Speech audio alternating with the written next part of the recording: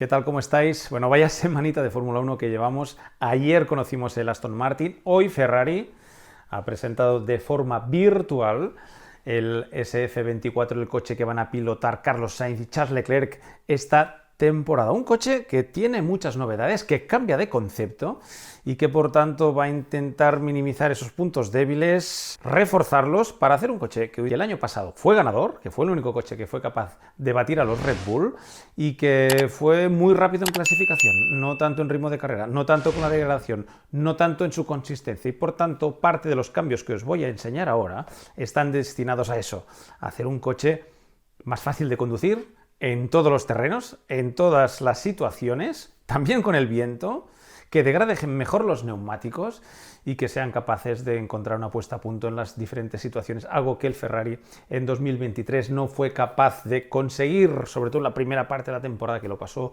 muy mal. En la segunda quizás fueron un poco más consistentes, pero sin duda hay muchas cosas que mejorar. Y vamos a ver con detalle lo que hemos podido ver hoy.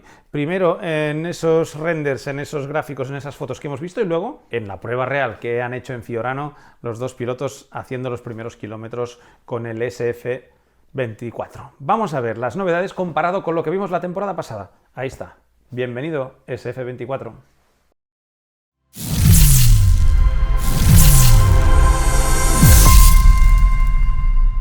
Y lo primero, obviamente, salta a la vista los colores. El Ferrari siempre ha sido un coche muy bonito, fiel a los rojos, más oscuros, más claros, con toques amarillos y blancos, pero que sin duda para mí siempre es uno de los coches más bonitos, de los más bonitos, voy a decir, eso ya a gustos no hay nada escrito. Y lo primero que nos venía a la cabeza enseguida que hemos visto el coche es que hay un cambio de concepto, que Ferrari finalmente ha echado el portazo a ese concepto de bañeras en la zona de los pontones que habíamos visto los dos últimos años. El año pasado hacemos un pequeño paso hacia otro concepto, pero no terminaron de arriesgarse finalmente. Al final vemos un coche con unos pontones. En esta imagen cenital lo podéis ver perfectamente, con unos pontones ya siguiendo esa línea que ha marcado Red Bull y que poco a poco todos los equipos van confluyendo, y da la sensación de que en este 2024 ya vamos a tener una convergencia, pero que en 2025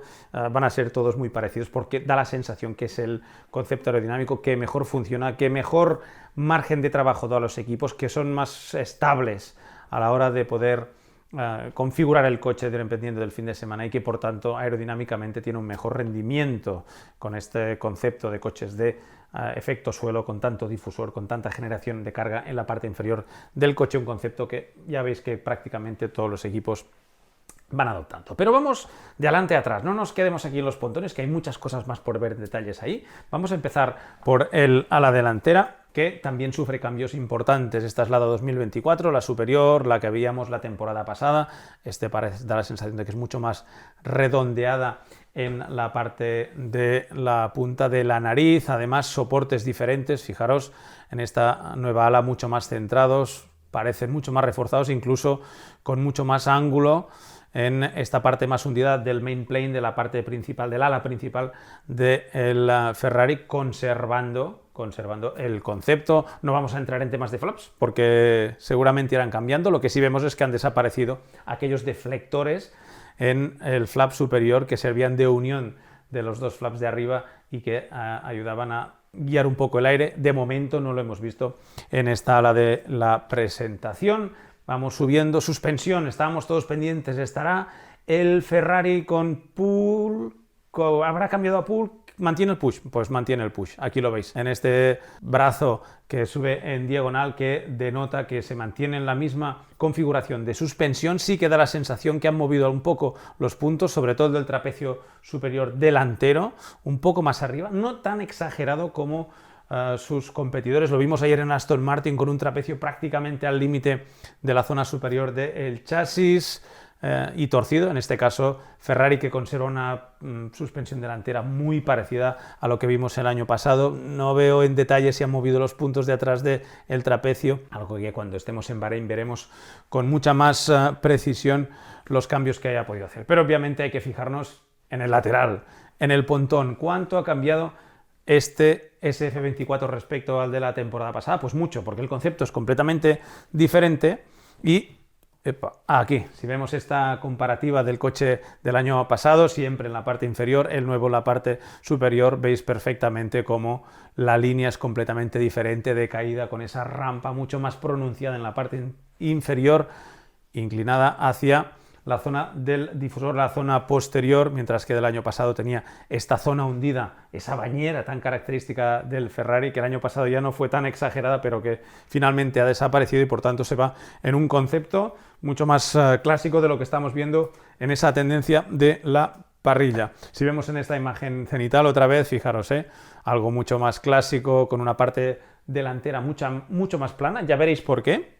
Y con esa rampa que baja por la parte inferior, no tan exagerada como por ejemplo la del Alpino, la del Aston Martin, no tan acentuada con esa rampa tan inclinada, pero sí mucho más progresiva hacia la parte de donde se inicia el difusor de la parte posterior.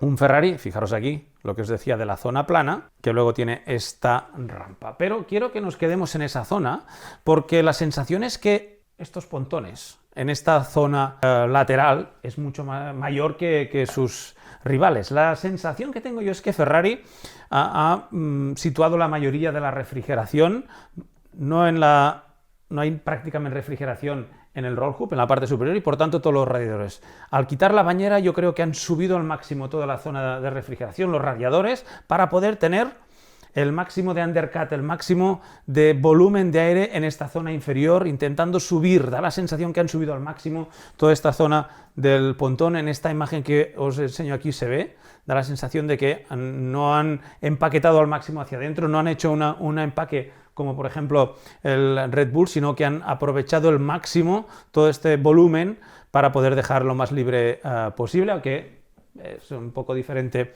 a lo que hemos visto y veremos si les da buen resultado.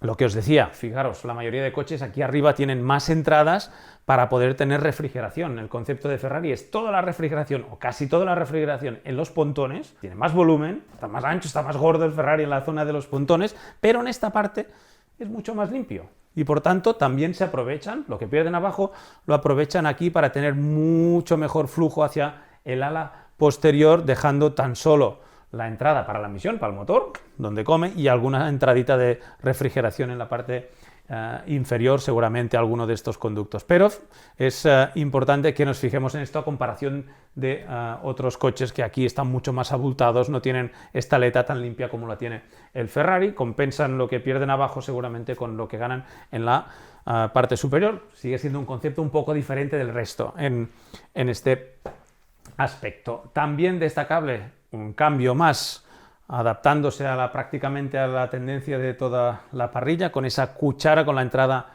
de los pontones mucho más retrasada. Os voy a hacer una comparativa con lo que tenía el año pasado. Fijaros, la entrada mucho más retrasada por detrás del espejo y con la cuchara prácticamente manteniendo el mismo labio inferior, la bandeja inferior, para captar todo este aire que tiene que entrar a la refrigeración y también hacer ese canal en la parte inferior que, como veis, es diferente en este nuevo SF24, siguiendo también un poco la tendencia de la parrilla. Se anulan estos deflectores verticales que tenían aquí para ayudar a estos flujos para ir alrededor del pontón. No quiero que nos vayamos de esta imagen, quiero enseñaros algo que el año pasado, ¿os acordáis en esa fábrica lección con ese pontón de Ferrari tan chulo?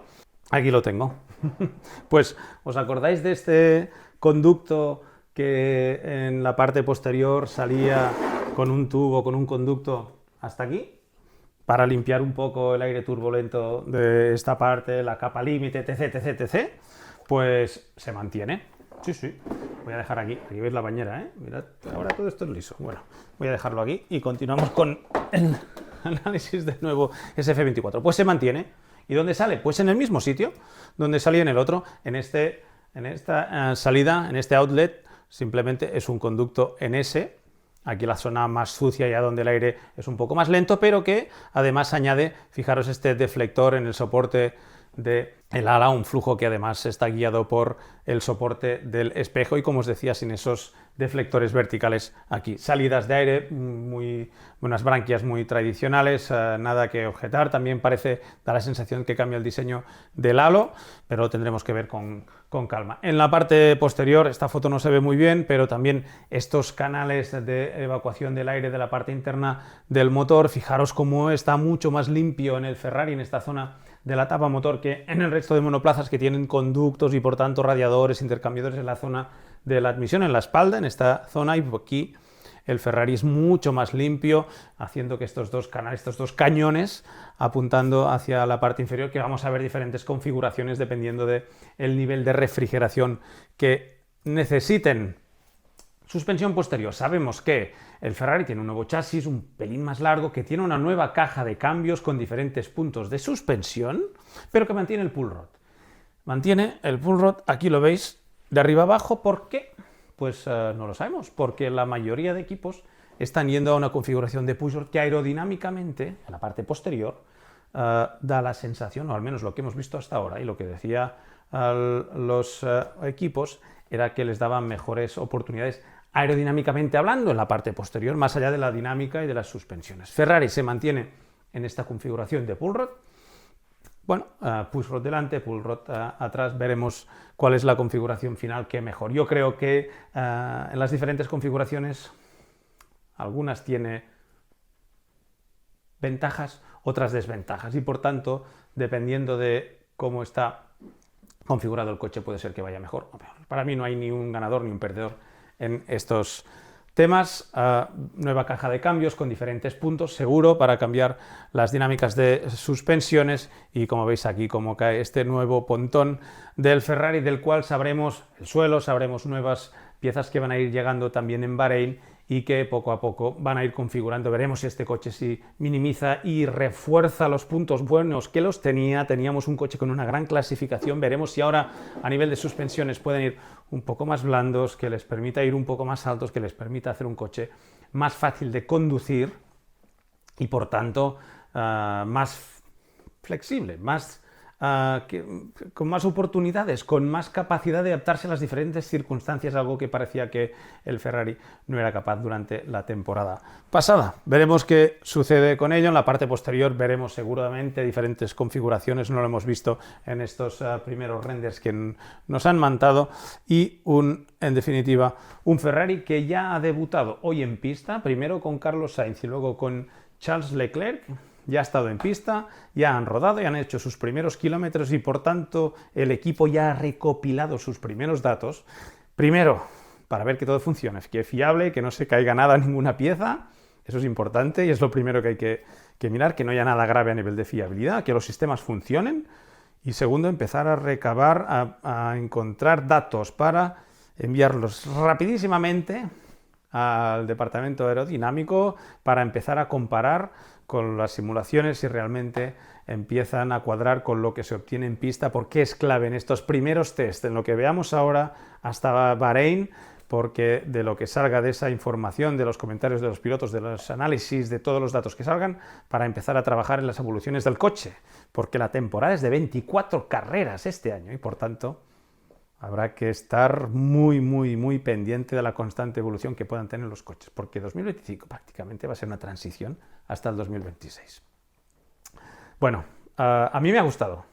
Veremos lo que tarda Ferrari también en trabajar este nuevo concepto comparado con equipos que ya lo llevaban en otras temporadas. Yo creo que será un poco un hándicap de principio de temporada para intentar buscar ese rendimiento, desbloquear el rendimiento. Para mí ese es el hándicap que tiene ahora mismo Ferrari, y veremos hasta qué punto les puede penalizar al inicio de temporada, o si son capaces de heredar los buenos resultados y las buenas prestaciones que vinieron enseñando en la segunda parte de la temporada. Venga, esto pinta bien. Viva la Fórmula 1 y la madre que la parió. Por cierto, suscribiros al canal, campanilla, dejadme los comentarios y todo eso. Nos vemos pronto, seguro.